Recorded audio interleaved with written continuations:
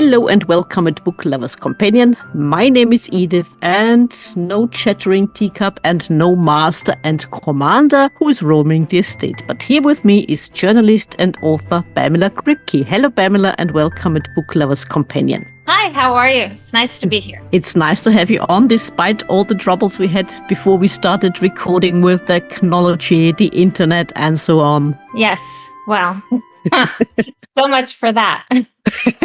Yeah, like we said, it's only fun as long as it works. Yeah. So, Pamela, we are here to talk about your books, about your novel, At the Seams, which came out in April 2023, and your collection of short stories, and then you Apply Ice, which came out in April 2024. What can you tell our listeners about your books? Okay, well, so when I was a little girl, I heard the story that my mom had a brother who passed away in the hospital mysteriously. And no one looked into the issue because they were afraid to upset my grandmother, the baby's mom. And it was pushed under the rug. We never spoke about it. But I always wondered as a child what happened. And when I grew up and became a reporter, I looked into this story decades later. And I started to research, and I thought this would make a good story, a good book. And I started out as a memoir, but I couldn't find enough information. There were too many dead ends because of all the time that had gone by, and because the sources were long gone. So I turned it into a book of fiction and turned the little girl into a character who became obsessed with the idea, and it really affected her worldview, and which was quite different from mine. And she grows up to be a reporter who investigates and finds out what happens. And so it started with a true event, and I embellished it and changed things around. But I kept a lot of the details that I remember from childhood about my grandparents and my parents and the notion of that story. When you say you kept a lot of the background, do you also mean your family history, where your grandparents came from and how they made their life in the United States? Yes, I kept that, and I looked up all kinds of details about their genealogy and how they arrived and when they arrived, and I actually discovered another uncle of my mom's who she never knew existed. So I stumbled on some interesting information that way. My grandfather was a pattern maker in the apparel business in New York City. And so I learned all about the business that he started, and I found photographs of some of his designs on the internet, which I had never seen before. And so I wove all of that new material that I discovered into the story of the grown character who discovers all of this. Fascinating stuff. And did you also trace your grandparents or your family's roots back to the old world? I did, I did, and I was able to. I knew some of the stories of where they came from and what their lives were like, but I didn't really know what was going on at the time, culturally, politically at the moment where they were. That was quite interesting to find out. There's a lot that you can, in retrospect, put onto the character, given the new facts that you know. So. Yeah, absolutely. And you didn't turn it into a memoir, like you said, but more like a work of fiction with absolute true elements. And working on the fictional part, how long did it take to make that work for you so it fit in with your family's background? Yes, it took, it started out, I originally wrote an essay about it when my kids were young. I was divorced. The first time they left to visit their father, my younger daughter, who was tiny, she was maybe three and a half, was hysterical in the driveway and didn't want to leave. And it was very, very upsetting for her, for me. They whisked off with their dad, I went inside, and for some reason, I started thinking of my grandmother and the lost baby. And at that moment, I started to think about it and to research it. And I wrote to the New York Department of Records and ultimately found a death certificate for the baby. But in retrospect, I went back and I looked at the date of that article that was published, and it didn't strike me at the time, but it was the first time I was enduring a loss with my children. And so I started to think about the idea of this generational loss passed down. I was reminded of my grandmother's loss, which was quite different from a divorce, but still a loss, a grief of some kind. And that was when my brain started thinking about it. So I wanted to talk about that in the book, how trauma or loss or patterns of behavior are passed from one generation to the next And I let that sit for a while, and then actually, during the pandemic, I started thinking maybe I could turn that magazine that it was a piece in the Huffington Post. Maybe I could turn that into a memoir, and started researching the hospitals and trying to find descendants of the nurses and all of that. But there was a lot that I couldn't find, and the hospital had changed hands, so the records weren't digital back then. Yeah. So there was too much to fill in to make it a story that was, I could say was true. So I thought, well, I'll just fill in the gaps and make them up. And also the reason for the sudden infant death, was it also filling in the gaps? Because it's mentioned in the book that it's a rather rare kind of disease. Yeah. Yeah, well, I'm from a family of physicians, so I have an interest in medical, medical issues and topics and diagnoses. So, what was odd about it was that the baby died after 4 days, and no one gave a reason. As far as my mom knew, no one told my grandparents what had happened, and I suspected when I received the death certificate that there wouldn't be a cause of death. If they were not telling the parents something, they were not going to put it down. But there were some specific symptoms that were listed on the death certificate. And those, there was a rumor about what had happened. There was a rumor that the baby fell off one of those carts that they wheeled the babies around. And that was what was the hubbub. And so the symptoms were consistent with that, but perhaps they could have been consistent with something else. And so it's inconclusive, though, circumstantially, based on some of the behaviors that were true. My grandfather ran into a nurse in town and chased after her to ask questions, and she took off. She wouldn't entertain a conversation with him. So there were things like that made it seem to them that there was something fishy. And back then, people weren't litigious. They didn't press charges. They didn't investigate. My grandfather wanted to protect my grandmother from the loss, and that was his chief concern. And so didn't talk about it. Told everyone else not to talk about it. And meanwhile, she suffered alone with it. And so I imagine, what would that be for a woman at that time, excuse me, who isn't permitted to grieve this loss because no one is addressing it. So that comes up in the book too. Yeah, absolutely. It's a bit like pretend it never happened. Pretend it never happened. Yes. And this young narrator absorbs all that. She's very close to the grandmother. She's precocious, and she's thinking about all of these things. And wonders about her poor grandmother. And it isn't till the end, when her grandparents are gone, she tries to somehow make amends for it in her own way.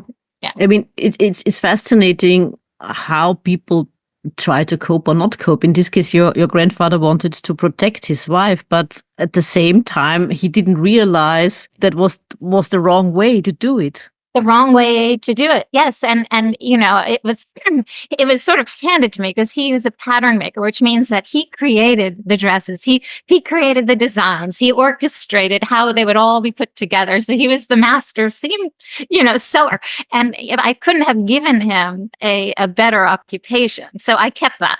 And that's where the title comes from. At the seams, from the idiom, coming apart at the seams, which is really what happened. And there's a lot of detail about dresses and dressmaking and fashion in the story too. Yeah. Do you think that, I mean, it's a very personal question, of course, and of course you do not have to answer, but do you think that sometimes or occasionally your grandmother might have resented him for pretending it never happened? I would think, knowing her, that I would think that she probably wondered why. He took such good care of her. He doted on her, and they loved each other so much. And I think that she appreciated everything that he did. But I would think too that she had to have wondered why, and then if she thought beyond that, wondering, she had to have in some way, held some sort of frustration or resentment with him. Back then people didn't talk. It was the 1930s when it happened, so people didn't talk about this sort of thing. They didn't go to therapy. They didn't have marriage counseling, and so they were left on their own to figure out what made sense to do. Yeah. I mean, it's more of an omission. It's not outright lying in your family's past. It's more, like we said, pretend it never happens. But later on in the book, your main character finds out more about her family. I do not want to give it away, but that's more than just an omission, I would say, isn't it? Yes, exactly. I think when people get in the habit of concealing, I think you do it one time, then it becomes a practice. It's sort of like it opens up the gate a little bit. I think so. I think if you conceal something, you have a secret. I think the second time you think to do it is much easier, and I think it could become a pattern of behavior to not confront the realities of the world or your life, and create a different sort of narrative for yourself. Absolutely. Yeah, you fall into a kind of pattern, like you said. Yeah, I think so. Yeah. And what you learned about your family and what you put in the book, did this also play a part in writing your short story collection? Yeah. As a journalist, I tend to start with something real, true, something I've observed. So many writers fabricate in their heads. They, start with something they imagine, or I tend to observe and find some starting point in the real world, and often it's an experience of mine. So a lot of the stories begin with something like that, something in family. They're all about relationships between people, and specifically how one person's actions can impact another's in ways that force the other person to have to manage. Good ways, tumultuous ways,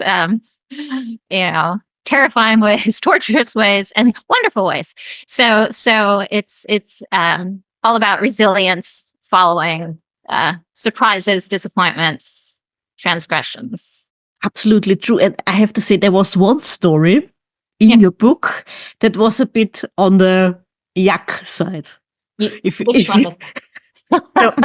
The one with the nails.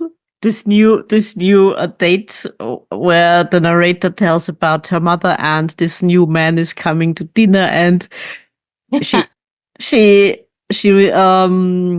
observes his hands, and she's afraid to shake his hand, and she and her husband at the same time recognize those icky part of this person. And I could so feel with her. I know it's not about that. The story is not about that, but oh God.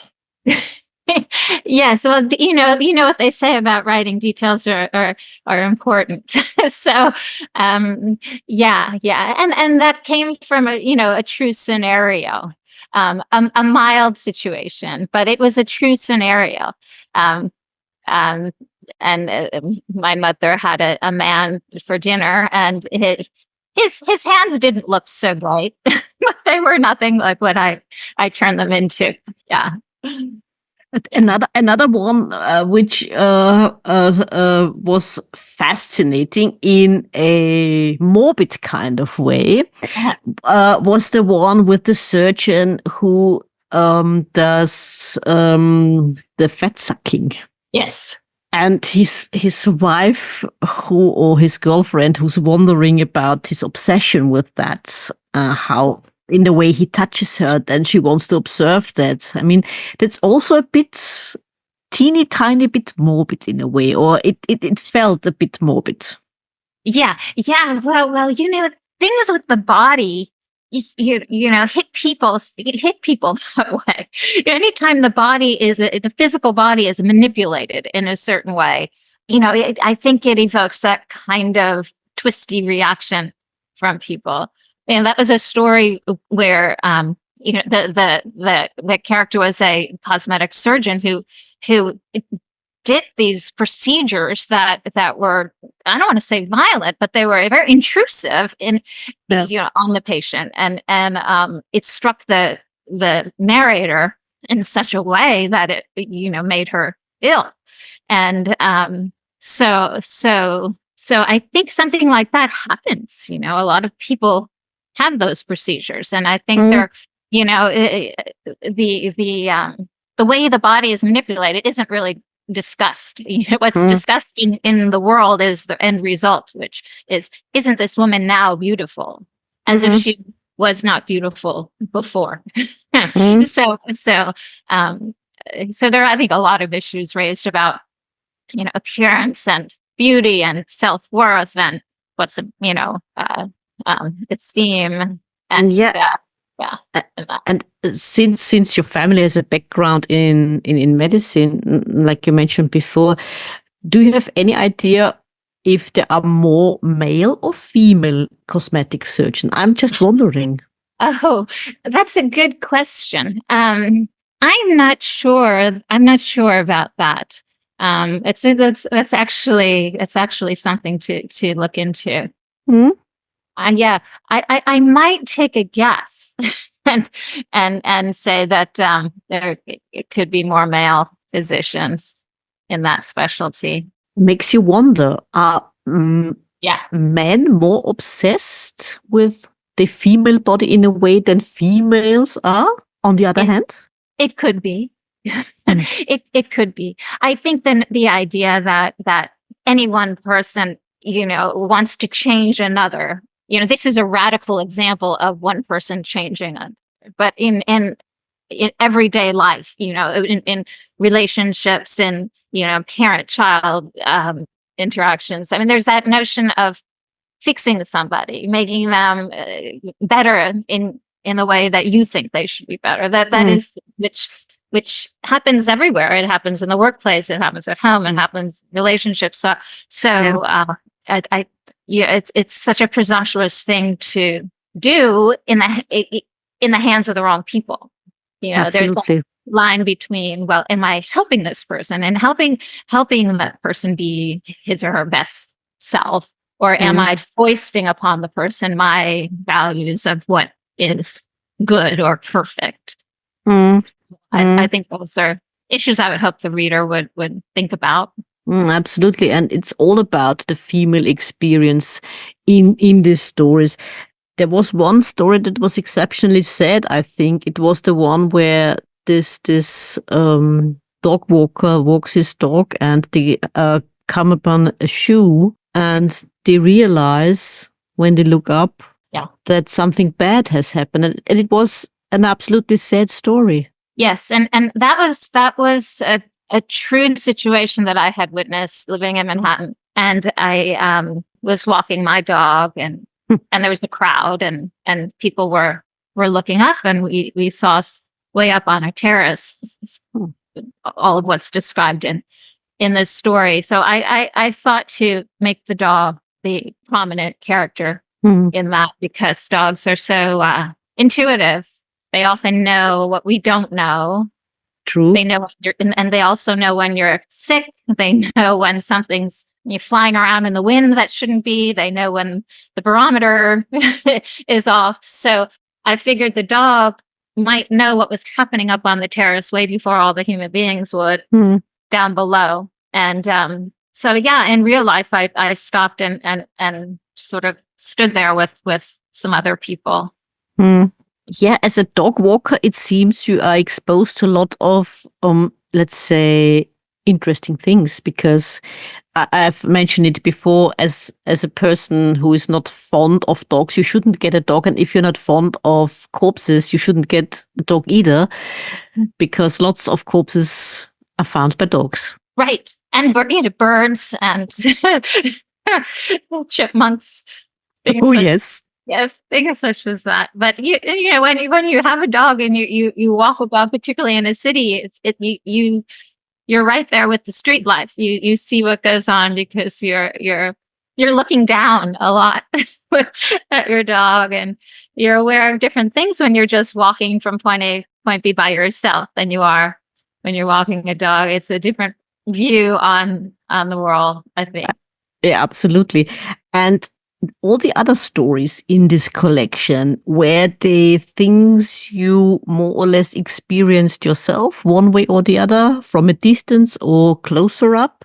Most of them, the premise for most of them came from an experience I had, or a brush with something that I had that was then later enhanced and new characters brought in, or but yeah, most of them, yes, they could have been essays had I chained myself to the truth. The action and the dialogue, wouldn't have been as what it was. But we all have these encounters and these situations that don't go so far, but maybe could.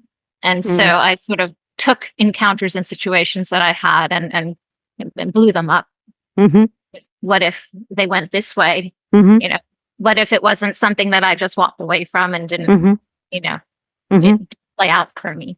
So, yeah. Absolutely. Yeah, absolutely understandable. And another question regarding the writing of the stories and also the novel. In the short stories, you switch narrator from first person to third person. And how easy is that for you? How difficult is it? And what about, on the other hand, writing a novel? Which perspective do you prefer? Well, I've written a lot of essays as a journalist, so a lot of personal essays. So I didn't really start writing short stories, fiction, until about, I'd say, like 2019, kind of. And so they grew out of the essay form. So people would read my essays and they would say, "Oh, this sounds like fiction." So it made sense, lengthwise and feeling wise and narrative wise. So I thought, well, let me try my hand at short stories. And so so at the beginning, having written the essays, I was in the mind to use the first person. And so that felt comfortable at first. And then I, switched over. So I think you have certain freedoms, of course, with third person that allow you to do more with the story in terms of, perspective and point of view, and you could see more things with third person than you can first person. So I kind of enjoy that, and I think also when you're starting from something that's true, I think it's a better exercise to use a third person to break from the truth. I think if you have the I, it reminds you, oh, it was me who first saw this, and you tend to be more bound to it personally. So I think if you change the name and use a third person, it becomes a different person from you, even though you shared that initial incident.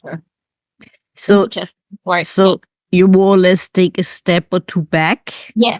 And look from the outside in, although what you describe are your personal experiences. Yes. Yes. Mm. Yeah. Yeah. So I kind of like that. Mm. Okay. Yeah, fascinating. And how would you describe your writing process? Like we said, you've written this collection of short stories and you've written a novel, which slash with memoir elements. How would you describe this process? What are the difference between writing short stories for you and the novel? The major differences. Differences. Well, with the novel, it's the longer outline. I guess it's coming from a journalism background, writing more than 2,500 words feels different. So the short story is it's the short form is comfortable. It's something I've done. So it's we're trained as journalists to tell a story in a certain number of words, and you know what part of the story you need to get to by which word count. And it's the same thing with short stories. Yeah. But you're doing something different. You're developing characters in a different way, but you're economical about it, which is a great exercise, of course. I've always written. I've written everything, so I feel that it's all. When I decide to do it, it's great. I don't. It's hard to say prefer. I like to keep it different. I like to mix it up.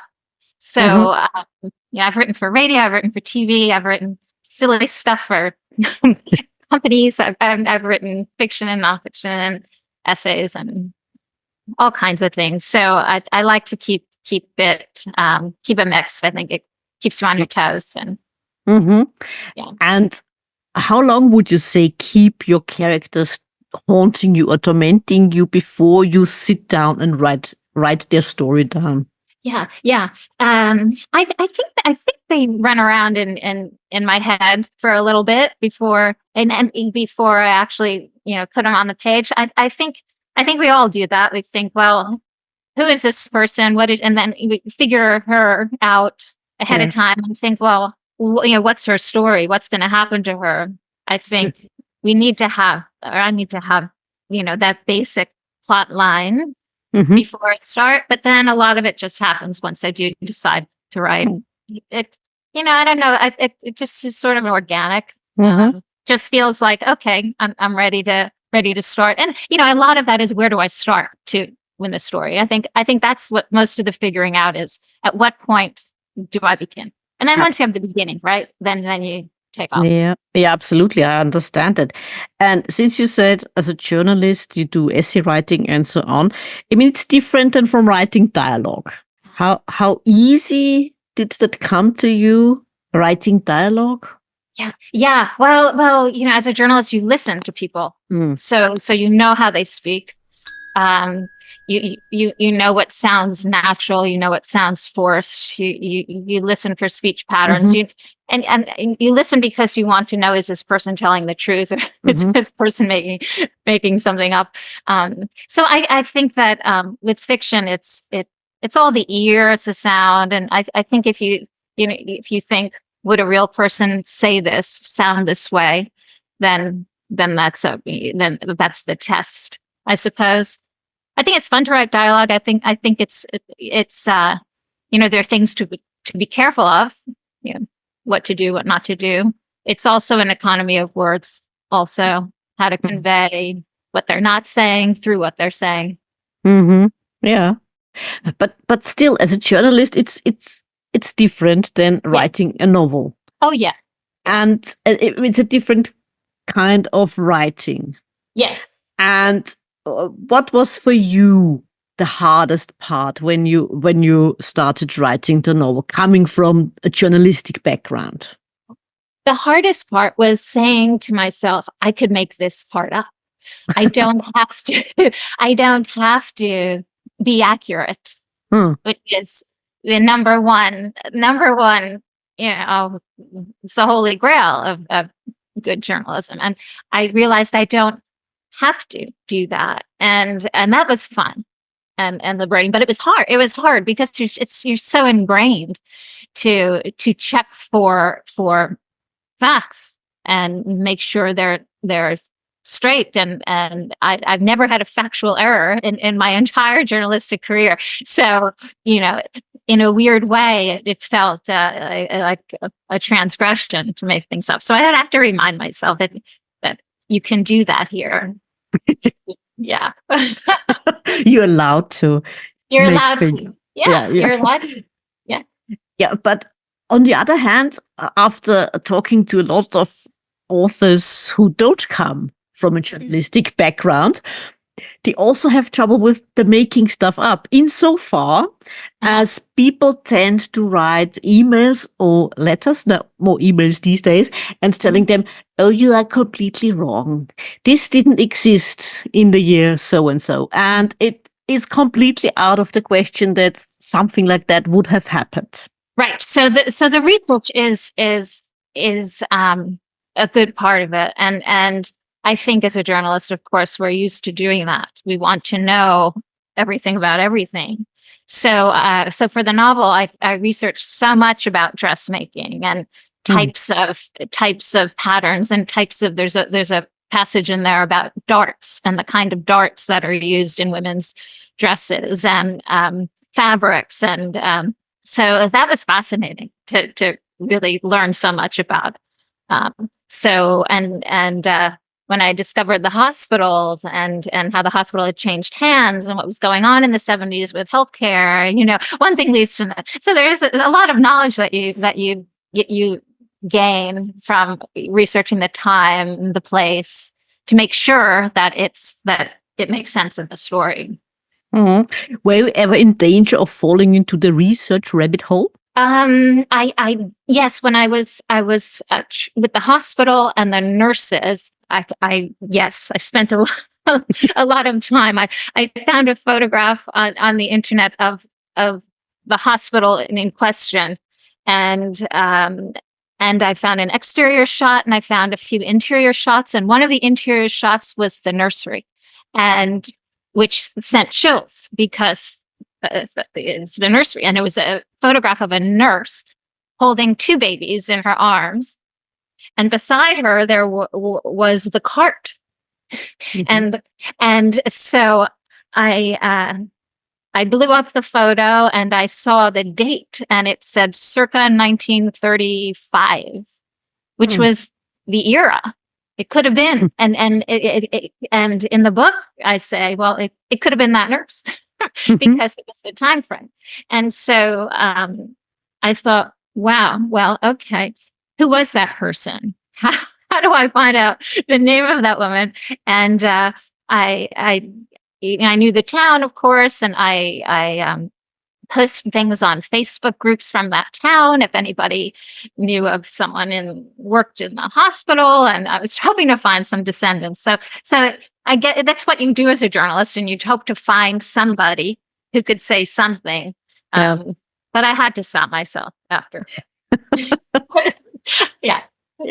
Otherwise, the book would have never been published. That's right. Yeah. Yeah. And is there any genre out there you would absolutely love to dip your toe in? And is there a genre you would absolutely never, ever touch with a 10-foot pole? I'm sorry, is there a what? I didn't hear that word. A genre you would absolutely love to dip your toe in?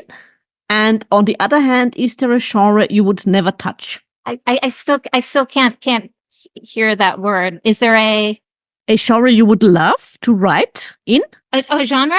Yeah, any genre you would love to write in. And is there a genre you would never write in?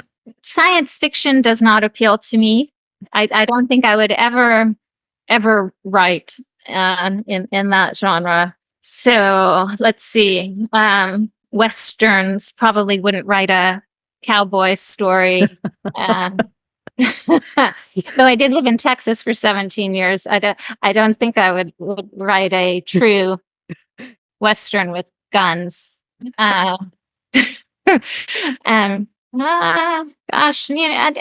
romance. I don't. Contemporary romance. I mean, a romantic story, yes, but not romance genre. Romance, yeah. I don't know. I don't know if there would be anything else I would not choose to write. Okay. And what would you absolutely love to write? Well, I'm working. The next story I'm working on is it's a novel about a midlife relationship, Mm. uh, and what that involves between two people. Yeah, I don't. Okay. And is it contemporary? Is it set in the present or in the past? Yes. No, it's present day. Mm-hmm. And I'm hoping that it will address some of the, the issues that people who are not 22 and looking for may deal with in their relationships. The concessions and how they see their former selves and how they want their futures to look, and how that affects the people they choose to be with. Mm-hmm. Yeah. Also the family, I suppose. If you have, especially if Definitely. if you Yeah. have children, for example. Yes, Yeah. exactly. But would you say that a lot has changed? Let's say even since the 70s or 80s in this regard. I would say probably not. I think that it's about where people are in their lives chronologically, or career wise, or what's going on in their lives that's important at that age versus what was going on in their lives when they were 35, or would be going on in their lives when they're 75. So I think it's an interesting moment for people, that middle of life. You're betwixt and between. There are a lot of things people in that middle chunk of years contend with, that creates new tensions, new challenges, new concerns for people, and how that affects how they look at other people too. Their needs are different. I think it's just an interesting time for people, and I don't know that you see enough stories written about this age group. Yeah. Are we talking? Yeah. Are we talking about Gen X? Well, I guess it would. I mean, think of the 50-year-old, whatever generation whatever letter we Yep. we give that. That's the letter, I think. Yes, yeah, yeah. I think that's it's an interesting age. It's still very young, but you have there are different concerns, different things that are important at that time. So it's interesting how people navigate, Mm-hmm. Yeah. relationships of all kinds at that age. Yeah. I would say the underestimated generation. Yeah, I think so. I think so. Yes. Just saying, Yeah, you're right. Right. Right. How society looks at them is different, and you start to feel that, and all of that informs how you spend your time, what what choices you make. Yep. Yeah, absolutely. And Pamela, what about any advice you can give up and coming and aspiring authors? Well, I would say to look around and keep your eyes open, and study people, and study the world, study what happens on the street, take notes. I think the more you observe what truly happens, the more authentic your writing will be, and the more believable. And I think details are so important on a sentence level. So I think that if you really observe and take the time to look around you and not imagine what's happening, I think that it helps your writing on the sentence level. You avoid cliches, you avoid common ideas about things. I think to really take note of how people speak, how they walk, what they say to one another. Just look around. I think a lot of us are not looking at the right things. Yeah, you mean don't look at your mobile phone, look at what's going on around you. Yes, look at what's going on around you. If you're on a train, look at the person next to you. snoop over here, things when you go to someone's house, open up their medicine cabinet, do all of that. And I think that it adds life to your writing. Write it down. Write down what you see, what you hear, what you smell in your daily life, because that creates scenes. It gives you ideas. One conversation you overhear on a street corner could be a source of a story. And making up stories even of people that sit across from you at an airport. Exactly. Right. For example, that's what happens, really, listeners. You sit across from someone and you start thinking, your wheels start turning. Right. Absolutely. What if? Yeah, exactly. What did this person do before she got there into that seat? Where is she going? What's in her bag? Yeah.